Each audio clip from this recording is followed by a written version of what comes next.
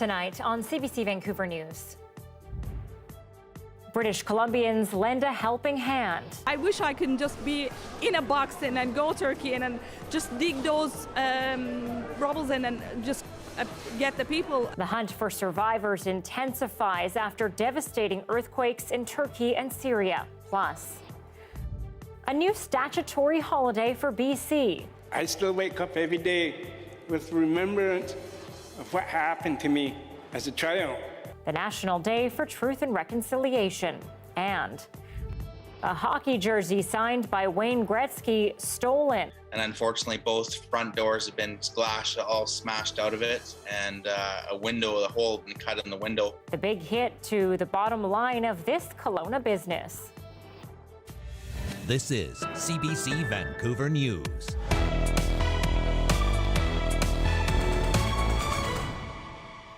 Good evening and thanks for joining us. I'm Anita Bathe. British Columbians are stepping up to help those suffering in the aftermath of the earthquakes in Turkey and Syria tonight. The search for survivors is intensifying and more than 7,000 people are now dead, with that number expected to climb. Yasmin Renea has more on the need. More harrowing images out of Turkey today as emergency officials continue to assess the damage and survivors wait for help rescuing loved ones. Meanwhile, at a warehouse in Vancouver, more than 100 people are mobilizing, unloading bags and packing donations to send to Turkey. The most important thing, of course, the manpower. We are so far away from Turkey, so the only thing that we can do, sending some blankets, camping gear. Donnelly and her friends decided to start collecting donations right after the earthquake hit and have barely slept in the process. How can we sleep in a warm bed while people are sleeping on a street? There is an urgent need for items to help people in Turkey stay warm, jackets and tents, along with canned food and diapers. The group has already sent more than 500 boxes overseas and won't stop anytime soon. Local Syrians are stepping up too. Nidal Azzeddin co-founded the Syrian White Helmets Emergency Response Group. Now he's starting a new initiative to coordinate support for groups on the ground in both Syria and Turkey. In short term, we are looking to support the search and rescue teams. This is the necessary one.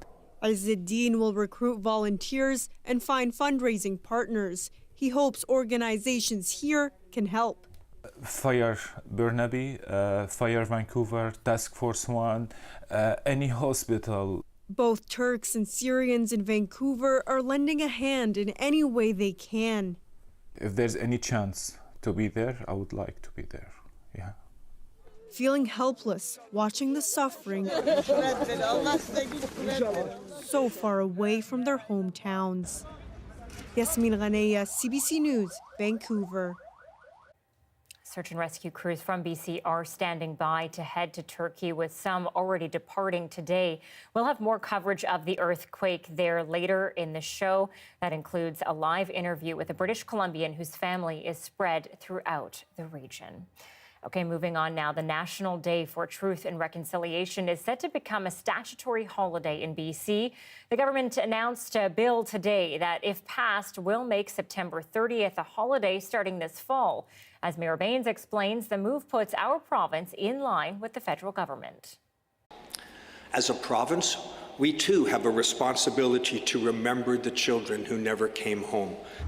Minister of Indigenous Relations and Reconciliation Murray Rankin says September 30th is about taking time to reflect on the experience of residential school survivors and their families. Residential school survivor Phyllis Webstad founded Orange Shirt Day about 10 years ago. She recalled a story about her grandmother and her experience. She brought me to town to buy something to wear to go to school. I chose a shiny orange shirt. It was bright and exciting, just like how I felt to be going to school for the first time. I was unlike any other child at that age. When I got to the St. Joseph Indian Residential School, my shirt was taken and I never wore it again. Truth and Reconciliation Day is marked on the last day of September, the month many children were forced to go to residential schools where they were subject to horrific abuses, including Eddie Charlie, a survivor of the Cooper Island Residential School off the east coast of Vancouver Island. Today, 50 years after I left residential school, I still wake up every day with remembrance of what happened to me as a child. Labour Minister Harry Bains says the province is working on ways to commemorate the day, which gives time for workers to take part in community events. Well, every worker who is covered under the Employment Standard Act is entitled to have a day off with pay. The day is already recognized as a stat in other provinces, including Prince Edward Island, the Northwest Territories, Nunavut, and Yukon, and federally. Mira Bains, CBC News, Victoria. BC MLA Selena Robinson has been diagnosed with cancer again. She was the first diagnosed in 2006 with a rare form of intestinal cancer. And last month, during a checkup for her skin, she was given the new diagnosis. She has started chemotherapy again. Robinson is the Minister of Post-Secondary Education and Future Skills, and she's former housing minister. Her colleagues on all sides of the legislature have been wishing her well. Well, a former chief medical health officer for Interior Health has been found guilty of sexual offenses against a young Alberta boy. Dr. Albert de Villiers was placed on leave in June of 2021 after the allegations. He stood trial last month on 1 count of sexual assault and 1 count of sexual interference. The charges date back to his time working in Grand Prairie in northern Alberta between 2018 and 2020. The physician appeared in court remotely by video from his home here in BC. The trial judge ruled he had sexually touched the boy between 5 and 8 times during a series of sleepovers. Well, a BC man has been sentenced for making hoax calls to a North Vancouver long-term care centre at the start of the pandemic. 28-year-old Taimur Agtai had pleaded guilty to conveying a false message with an intent to alarm. In 2020, he called the Lynn Valley Care Centre pretending to be a health officer. He informed them that the centre was on lockdown because of COVID. Since no one was allowed in or out, staff on duty pulled double shifts to care for residents. The next day, a male resident in his 80s died. It was Canada's first death from COVID-19. In the sentencing, the judge said of Agtai's actions, its senselessness was matched only by its cruelty. Agtai was sentenced to 2 years less a day with credit for time served since his arrest. He has completed his sentence. A Prince Rupert tugboat operator and its director have been charged in last winter's deadly tugboat sinking, which killed 2 men. The tugboat in Jenica was towing a barge from Kitimat to Kimano when it sank in the waters of the Gardiner Canal in February of 2021. Husband and father Troy Pearson and crew member Charlie Krog were killed. 8 charges have been filed against tugboat operator Wainwright Marine Services Limited and its director James Jeffrey Bates. The charges come with the potential of $777,000 fine and up to 6 months in jail. Families say that's not enough. The punishment is nothing, to them. Or to any company, a company of that magnitude with as many contracts as they have, they could just carry on business as normal. In 2022, Wainwright and Bates Properties Limited were fined more than $60,000 by Transport Canada for safety violations under the Canada Shipping Act. None of the charges against the company or Bates have been tested in court. In Ottawa tonight, the Liberals are pitching a new health care deal consisting of $42 billion in additional funding over the next decade. Premiers are calling it disappointing, but as David Cochrane tells us, with a health care system in major crisis, it may be the best-case scenario. A 2-hour meeting for the Prime Minister to spell out a 10-year plan and try to win the support of 13 premiers.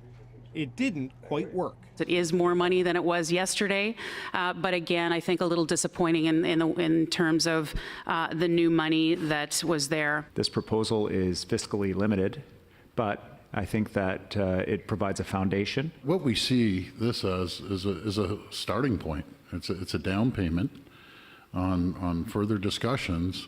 That down payment calls for $196 billion in increased federal spending over the next decade. But $150 billion of that was expected as part of planned increases to the Canada Health Transfer. The new money, $46 billion over 10 years, to cover off bilateral deals with the provinces and territories and top up the transfers. The numbers are big when stretched out over a decade, small compared to what the premiers wanted each year. Our requests were to add $28 billion to the base, $28 billion a year. Would we have wanted more? Of course we want more. I'll always push for more for Nova Scotians. But pushing may not get the premiers much further. There are billions of dollars that we're putting forward in new money for the provinces. We're just looking forward to working with them and delivering it. Delivering it, not increasing it, arguing healthcare needs reform as much as cash. We need better outcomes. We need better support for our frontline workers. We need better infrastructure. We need better data. And on that point, at least some premiers agree. We need innovations. We need to change how we deliver health care. It shouldn't be just about money. It needs to be about modernization of a healthcare system that is really stuck in the 1960s. That was David Cochrane reporting tonight. For reaction to Ottawa's proposal, we're joined live by Terry Lake, former health minister under the BC Liberals and the current CEO of the BC Care Providers Association. Terry, what do you make of the federal government and what they're offering today with all the challenges we've seen over the pandemic? Is it enough for provinces to actually help with the current situation? Well, with inflation being what it is, the 3% that was the escalator before certainly wasn't enough. 5% is better than what it was, but it's not a lot of money when you consider the size of healthcare budgets provincially year over year. But I think, as other people have said, we need to do more than just keep spending more money on health. We need innovation, we need better data, and so hopefully this will be a discussion to have some of those innovations put forward. You're head of the BC Care Providers Association. There isn't much about long-term care in this announcement. How concerning is this and why? Well, it's really concerning because, at the height of the pandemic, when vulnerable British Columbians, Canadians were, had the highest impact of COVID in long-term care, we heard a lot of concern from the federal government and all kinds of promises to put money into the system. We really haven't seen that. We saw national standards released last week, but nothing in what we heard today that would, help people get to those standards with new infrastructure, because particularly in some provinces across Canada, the infrastructure is hopelessly outdated. And, without a significant investment, we're simply not going to meet those standards. Terry Lake is the CEO of the BC Care Providers Association and former health minister under the BC Liberals. Thank you. You're welcome. Porter Airlines' inaugural flight took off today from Vancouver. The airline will fly Vancouver to Toronto International Airport and back. This came after the acquisition of 50 Embraer jets, allowing for longer flights. Porter is based out of Billy Bishop in Toronto and is popular in the East. Other new routes starting from Toronto go to Ottawa and Montreal. And parties are asking for more help to avoid a strike involving WestJet pilots. The union representing the pilots says contract negotiations with the airline have been unproductive and federal arbitration may be needed to avoid job action. WestJet employees unionized in 2017, but conditions changed during the pandemic. Now, the union is unhappy with the first contract agreement, which expired in 2022. They are saying their pilots are paid significantly less than the North American average. The Sunshine Coast Regional District has lifted its remaining water restrictions 9 months after they were first imposed. The Chapman water system is now free to use. This after the district warned the reservoir, which serves 90% of the area residents, was at risk of, quote, imminent exhaustion. A local state of emergency had been declared. The district says staff will continue to monitor creek flows and snowpacks in the watershed.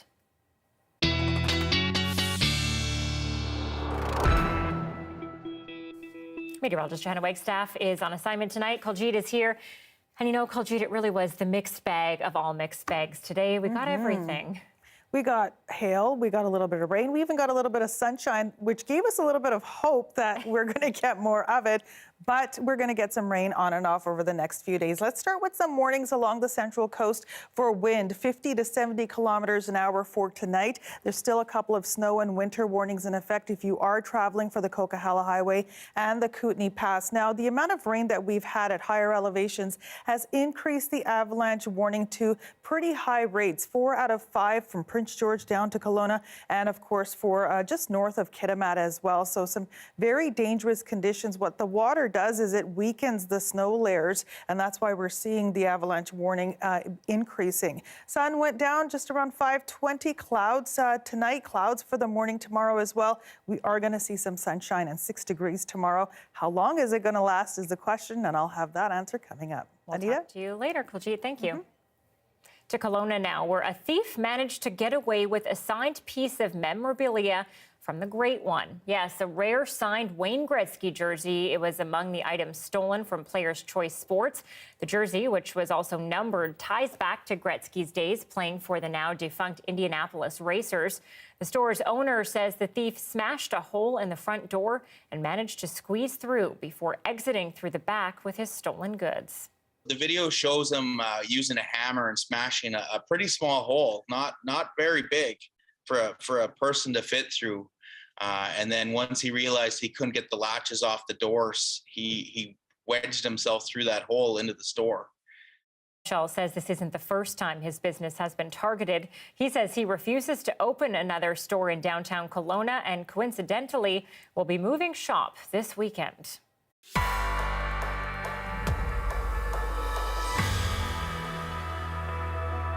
We've got more Black History Month coverage to share with you now. Many people miss their family and friends when they are away at university, but for some Black students, being part of a small minority while attending classes can be even more isolating. As Tarnjeet Parmar reports, some members of the community are trying to help create new connections. For years, photos of her family in Nigeria were all Joanne Onokoru had as she studied at UBC. This is what we call National Day in Nigeria, Independence Day, where everyone dresses up a native. That's myself and my kids. When she got to her residency, that feeling of isolation only deepened. It was a tough, it was a shock. And it was a very big shock. And I left the residency and I started crying, literally crying. It's a reality many Black international students continue to face. According to the 2021 census, Black people make up 1.2% of BC's population.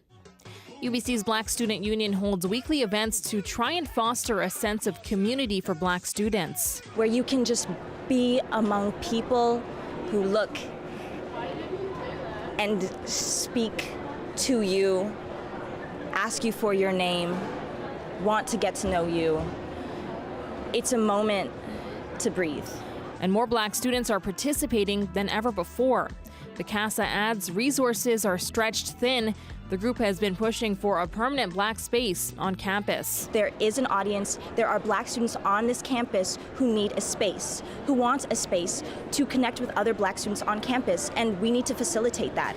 UBC does not keep data on the number of Black students enrolled at the school. The university acknowledges the challenge for students to balance work life while fostering community. They say they are committed to conversations around the need for inclusive spaces. While she struggled to find connection, Onokoru says it was support from other Black students that helped her. Now she's providing that for the next generation. Over the years, she's opened up her home to more than 100 international students, offering home-cooked meals or just someone to talk to. I knew that they needed that motherly figure. I knew they needed that home they could come call home. And these are besides the young people, but everyone. And that's one of the reasons I was like, you know what? This is a home away from home. Building the community she always longed for. Tarnjeet Parmar, CBC News, Vancouver. Coming up live, we speak with one Vancouverite whose family is spread throughout Turkey, how he's feeling as he watches his homeland torn apart.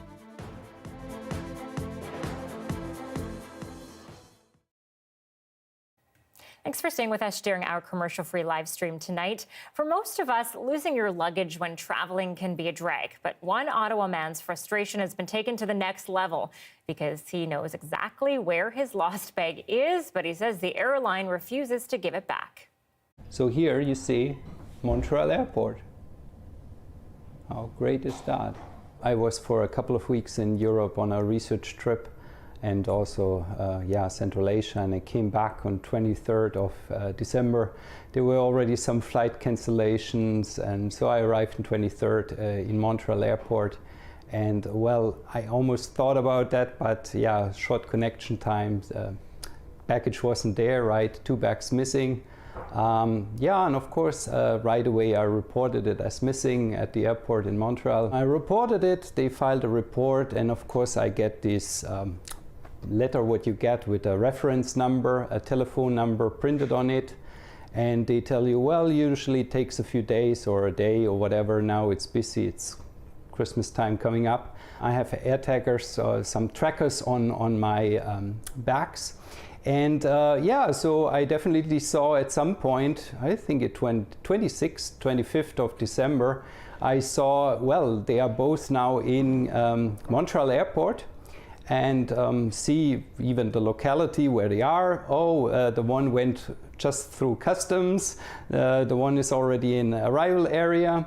I think, okay, let's go with my kids to Montreal, do a road trip. And first, I filed reports, I wrote to, I asked Air Canada, can you help me? They tell me the bag is with Swiss. Swiss tells me, no, sir, you have to call Air Canada. And back and forth, and the bag seems to sit in Montreal Airport in a secret vault nobody can touch and go to, and none of the 2 airlines is feeling responsible. The bag is there, and probably every day now with this weather, there's another flight delay. They just pile it up, and there's one bag below. And maybe if we're lucky, we are, Easter holidays or whatever, but then there's the next traffic disruption. Then we are in the summer, another peak season, so I don't know. I kind of give up on it, and honestly, let's say 2/3 of the content is like replaceable, right? And if I get money, okay, right? But some things are not replaceable, and it's just annoying to see it sitting there, yeah.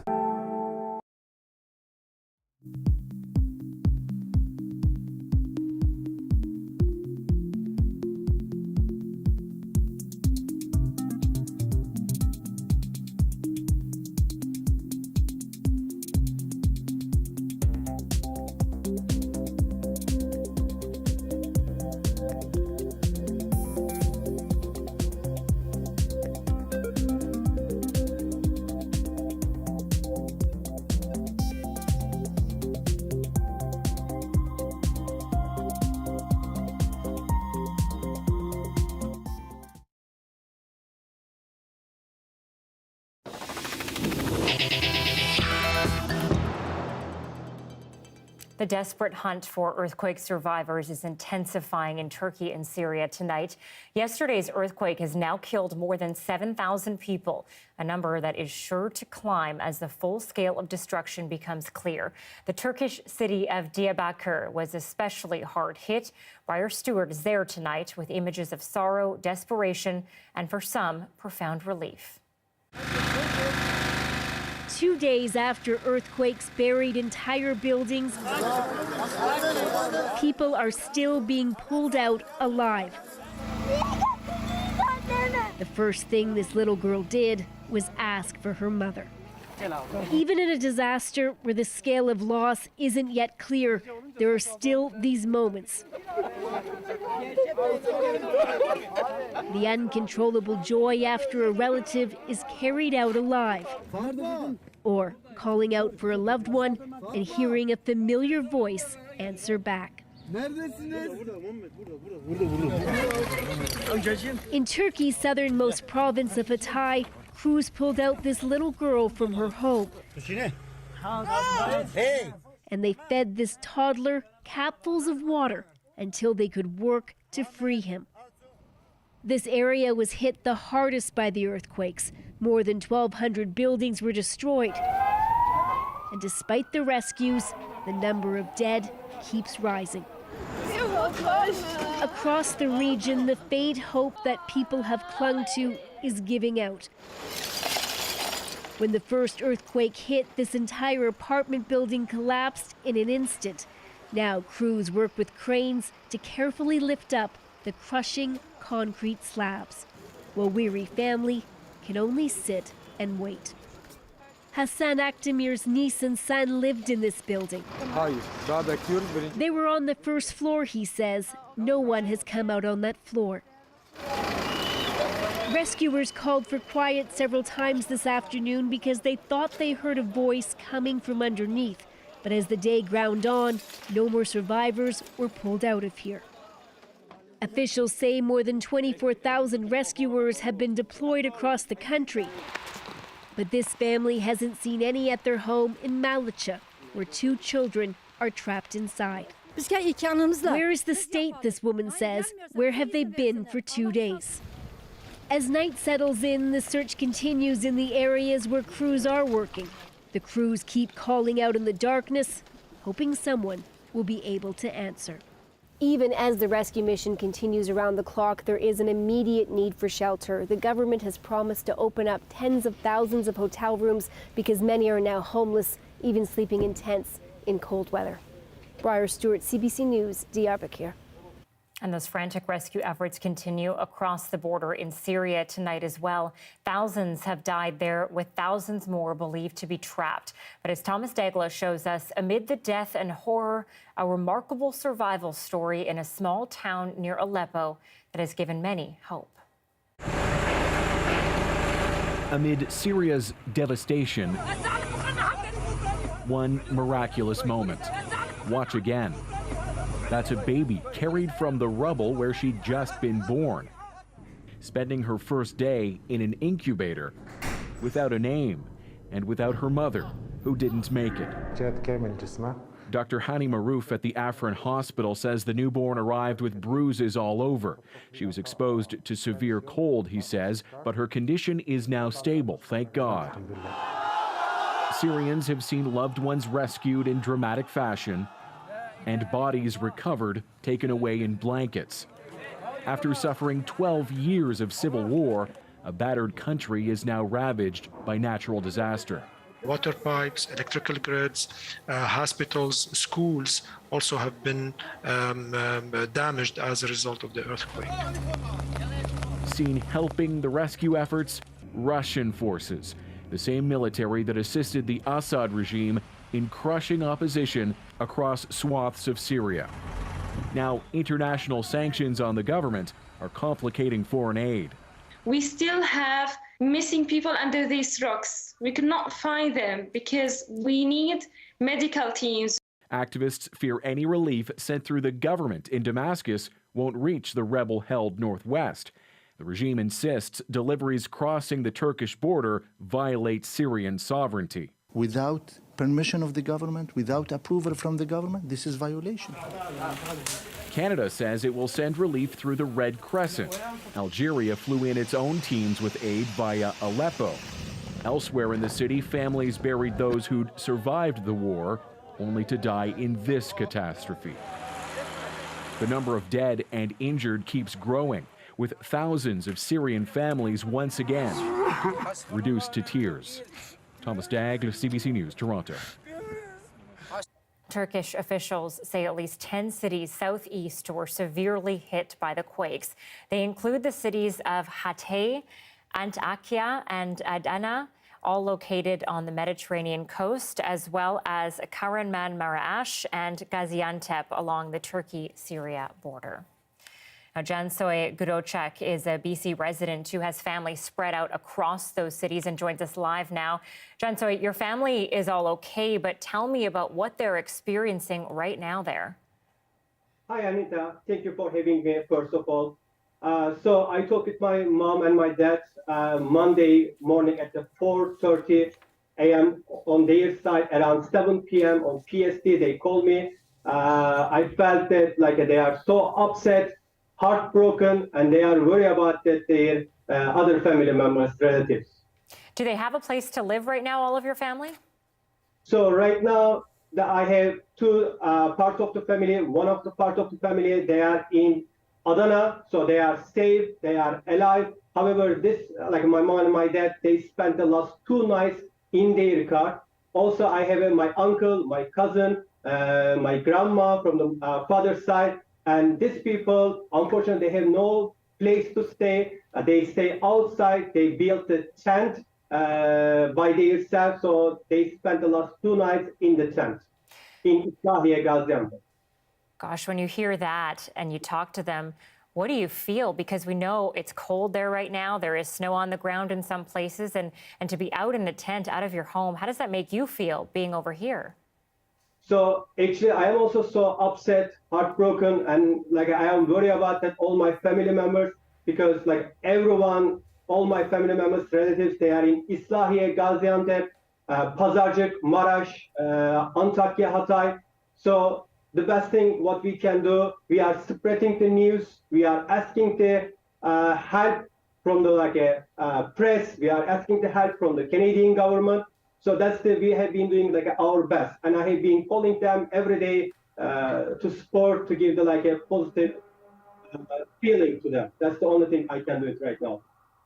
What does your family say that they need? They're on the ground there. What do they need from the international community? Absolutely, Anita. So first of all, the most important thing that we need international rescue and research professional team. This is the most important thing, because time is running out for my hometown, Islahiye, Gaziantep.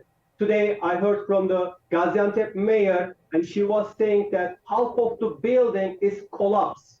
And we are talking about the 70,000 populated town, Islahiye. So the most important thing, professional rescue and like a research team from the Canadian government. Then we have to send to them shelter. We have to send them tent, clothes, especially for the winter clothes, shoes. That are the most important things at this level. And later on, absolutely, if we can donate money and other resources, it will be amazing. Especially for the medicine and medical stuff is also so important at this time. Cansoy Gurocek is a BC resident with lots of family in Turkey at the moment. Cansoy, thank you so much for joining us live tonight. Thank you so much, Anita. I appreciate it.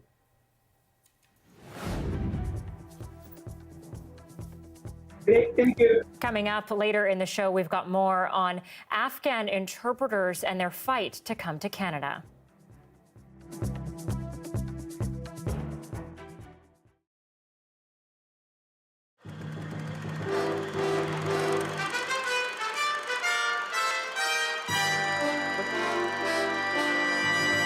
Mud, rocks, debris, and roaring water hit this quiet community of Lions Bay like a thunderbolt this morning, turning the orderly setting into a mishmash of broken homes and torn-up property.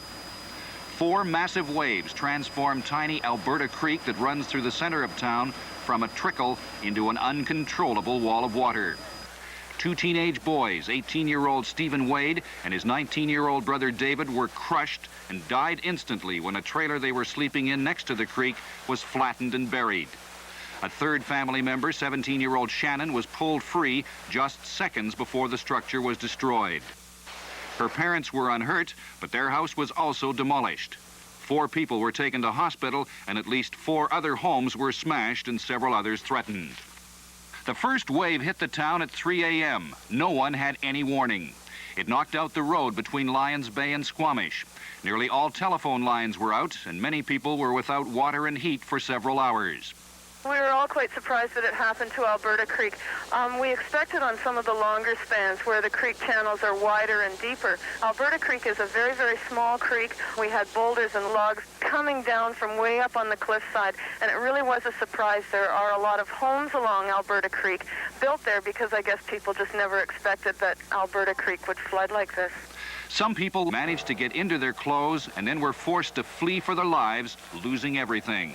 Johanne Olsen and her family were asleep at the time. We just went back earlier this morning after we came back from the hospital, and all I hope it would be declared as disaster because there's nothing, absolutely nothing there we can retrieve at anything.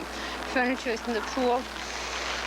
and everything's just flooding. Everything's broken. The dog is trapped inside. We can't get him out. The dog is still in there? Yeah. Are you going to try again? That's not very much to say. You know, it's your home, it's your everything that's been gone. Others were also left homeless, but their neighbors came to their temporary rescue. People carried their meager possessions to nearby homes, prepared to spend the night and try and start anew tomorrow. You have something in your arms there. Is that from some neighbor's house? It's a very close friend of ours, yeah. And the mother's in hospital, and the boy is there and trying to save belongings out of his house. And I'm helping him to get the stuff out. One of the friends of mine who the whole house is completely destroyed, they went out with no damage, and I hope they come tomorrow and live in my house till they know what they want to do. But that's normal. We are one big family here, and when something happens, we have to care and we have to help. At least one report indicated a cistern above the highway was smashed by logs and rocks, causing the massive slide. Water poured off the rocks at numerous places, covering the road at one point and threatening two other bridges. It will take crews at least 2 days to put a temporary Bailey Bridge in place, so the route beyond Lions Bay to Squamish and Whistler will be closed to regular traffic until then.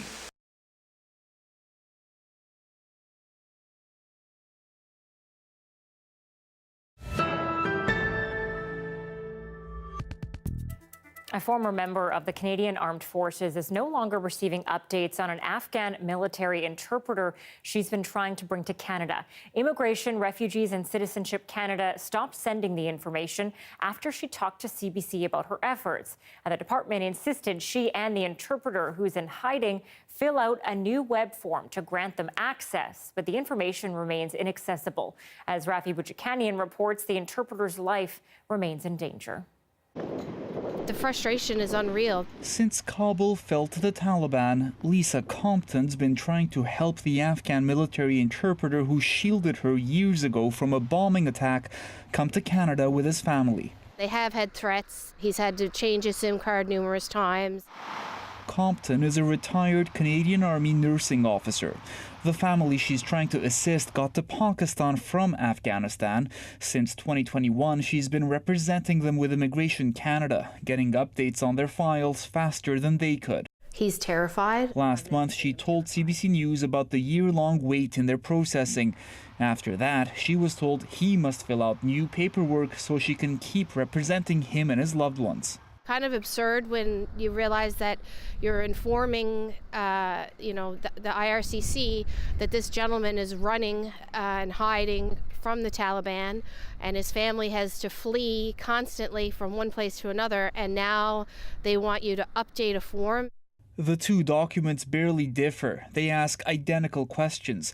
The newer version replaces the Immigration Department's former name, Citizenship and Immigration Canada, with the one the federal Liberal government adopted in 2015, Immigration, Refugees and Citizenship Canada. It definitely causes delay and potential access issues. This immigration lawyer says it is unusual for the IRCC to request new forms unless there is some kind of change to the representative's info.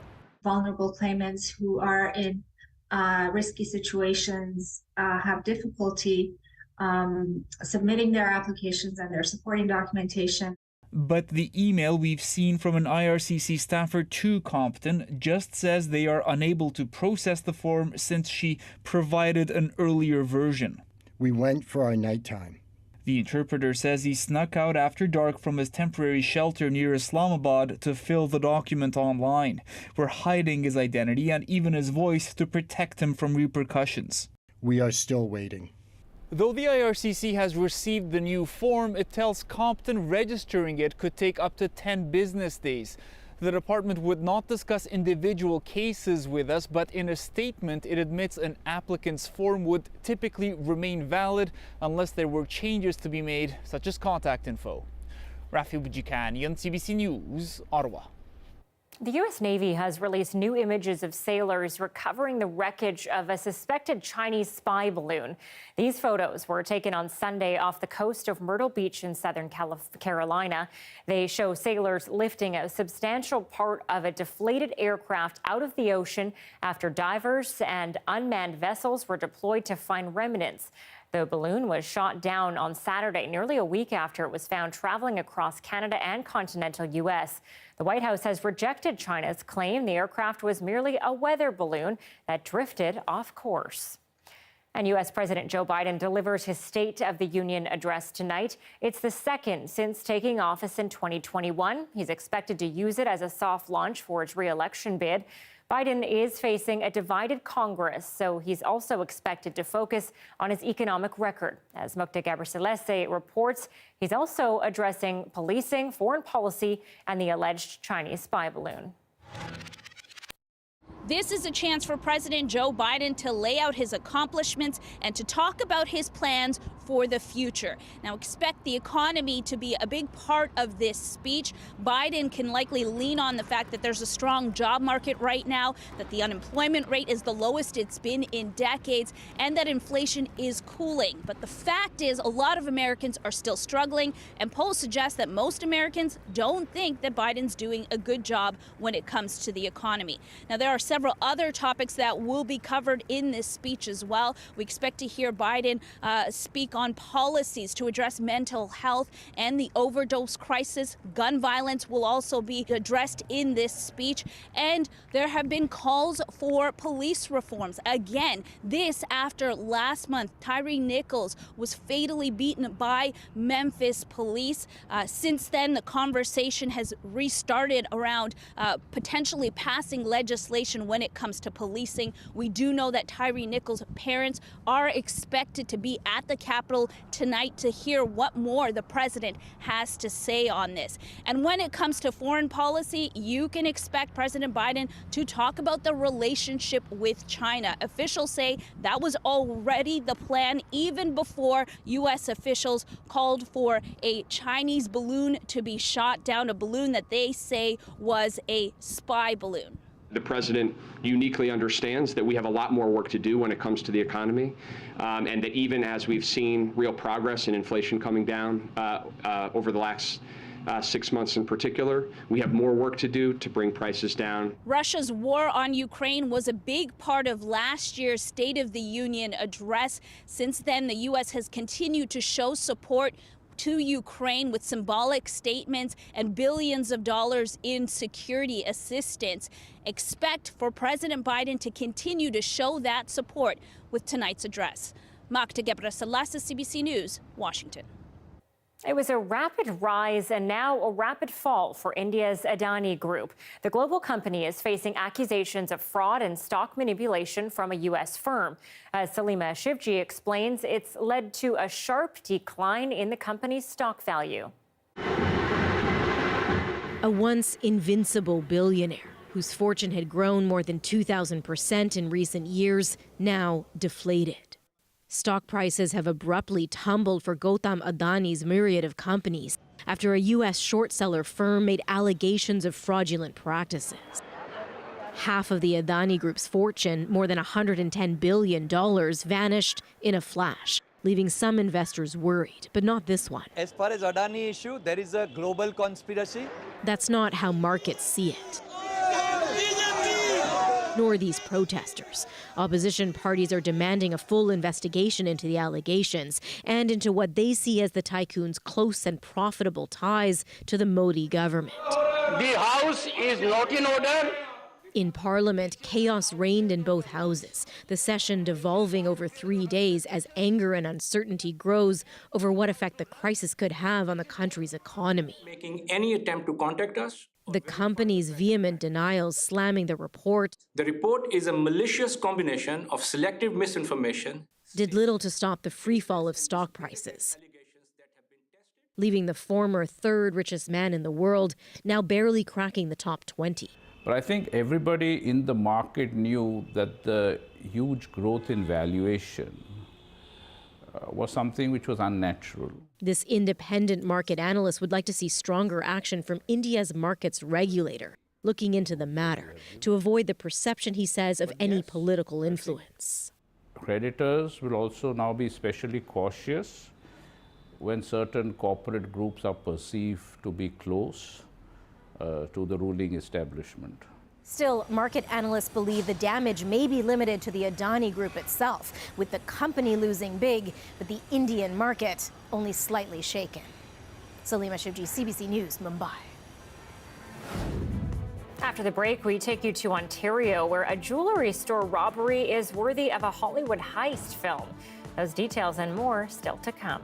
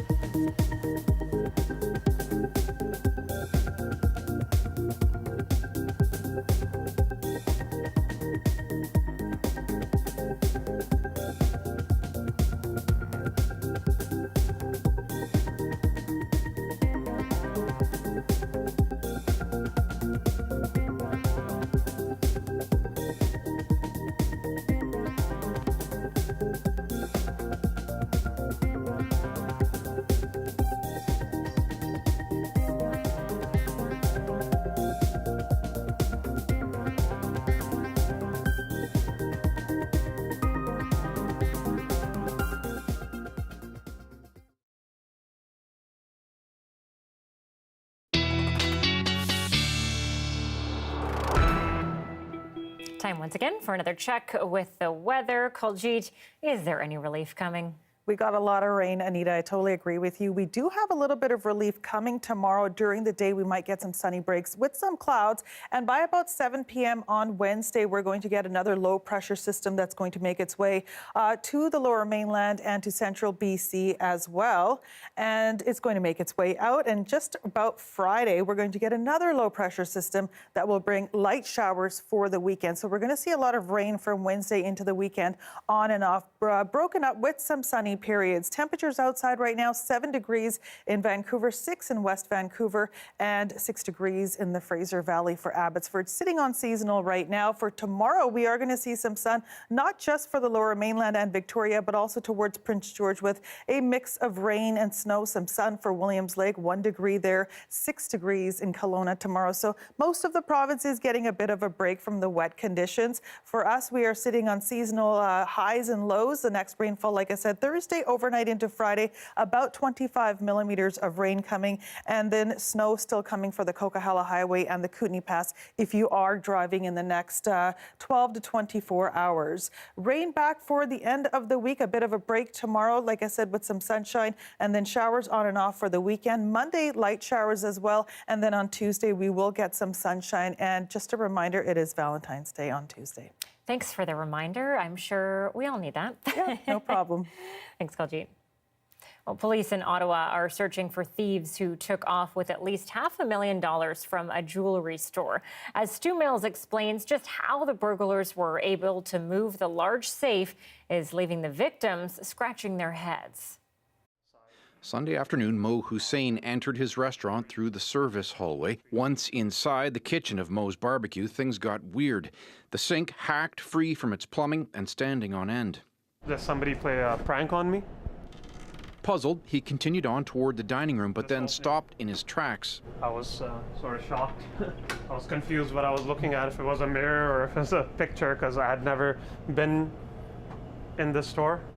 Police now tell him they believe thieves broke into the restaurant. They cut holes in the wall to disable his neighbor's security. Then they sawed through to get access to the safe in the jewelry store next door. Then somehow they moved the safe, weighing as much as a car, through his kitchen and out the back door. It's a heist seemingly scripted for Hollywood. Like a book or something you see in a movie. Like some experts just came in and just disabled everything. They were professionals and they knew exactly how to work electronics, how to do cutting. They knew exactly where the studs are in the wall. At Lee's Jewelry, owner Lan Lee is too shattered for a TV interview. The thieves left behind 2 ladders, but the safe and the $500,000 in gold and diamonds that were inside are gone. With only a few silver trinkets left behind, she says she is considering retirement. I don't want to go through this again, Police say they are investigating, but there is another twist. Hours before the heist on Saturday, an employee of the restaurant shot some video of a suspicious person lurking in the rear hallway. At first they thought it was a homeless person, but then Hussein noticed something unusual. And when we looked back at the picture, their shoes were brand new. The experience has taught him lessons he wants to pass along, since these professionals disabled his basic security, leaving virtually nothing for police. So get the state-of-the-art alarm systems and get the state-of-the-art cameras. Hussein says he hopes to reopen later this week, but he says before he does, he'll be making major upgrades to his own security.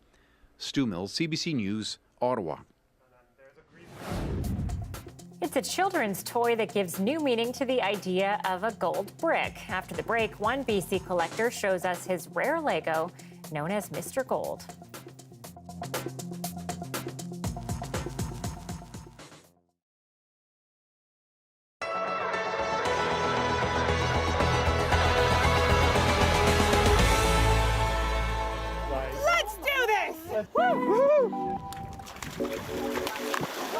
I started this not thinking this would be a regular part of a health routine, but immediately I can see it has a bit of an addictive nature in itself.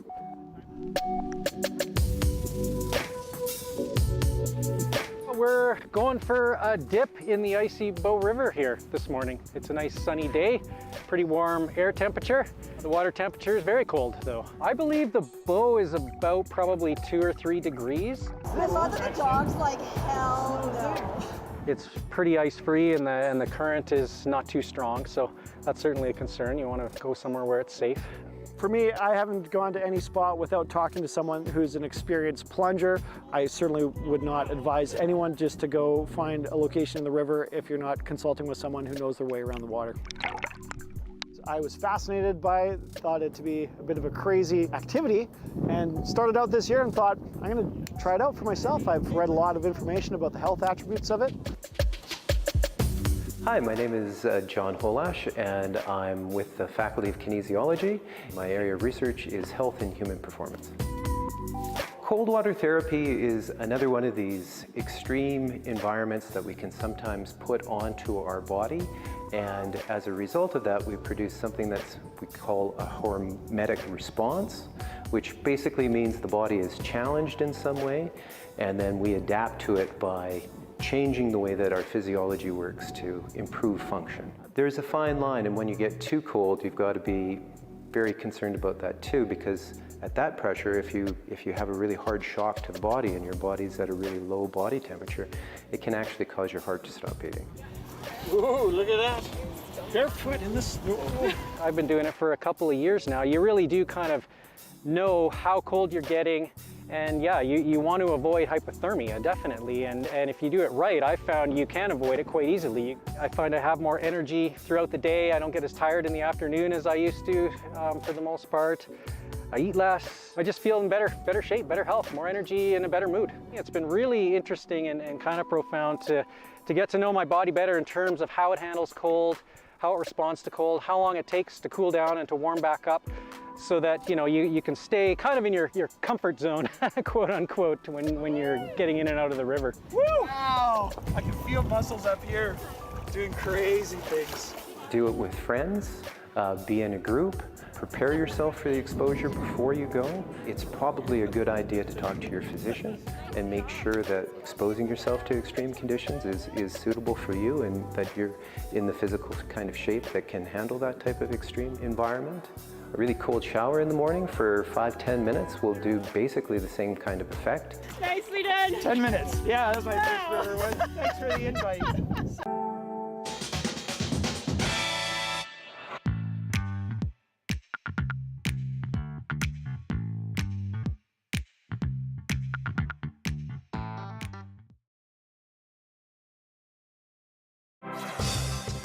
Hi, I'm Amy Bell, and here's what's in your CBC Vancouver inbox.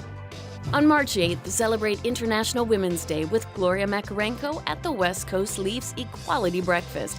Get your tickets at westcoastleaf.org. And dance away the winter blues with Corleone at Pop Capella 3 on March 3rd and 4th.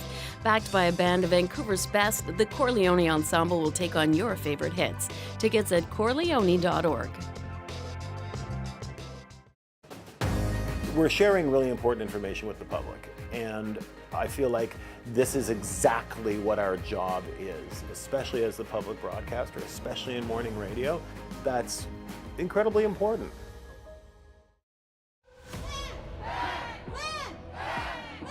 Land Back is a CBC original podcast where we uncover land theft in Canada and look at how Indigenous people are taking it all back.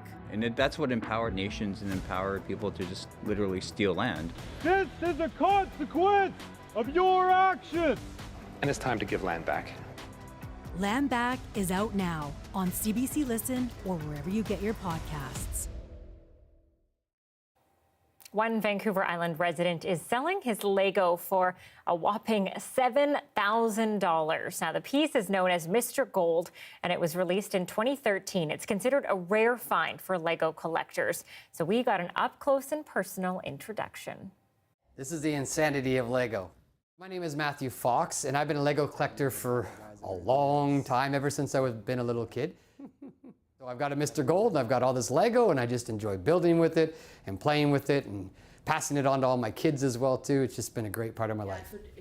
10 years ago, when the Mr. Gold came out, I just had this inkling that, man, these are going to be worth something, because to me, they were really cool.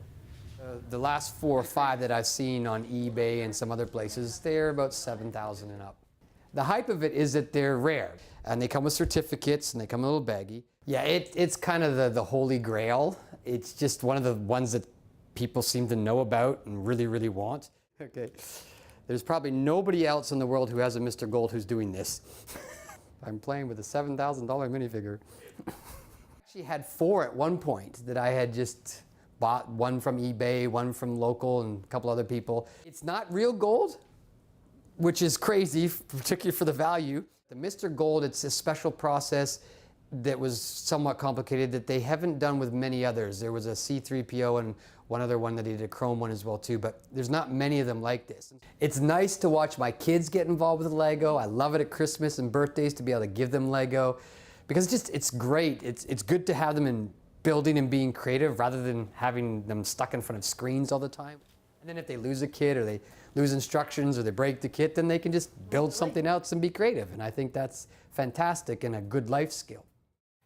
So there were 5,000 Mr. Gold minifigures produced, which seems like a lot when you look at the next most rare piece of Lego. Only 2 of those ones were actually produced. So, hey, this guy's sitting on some cash for sure.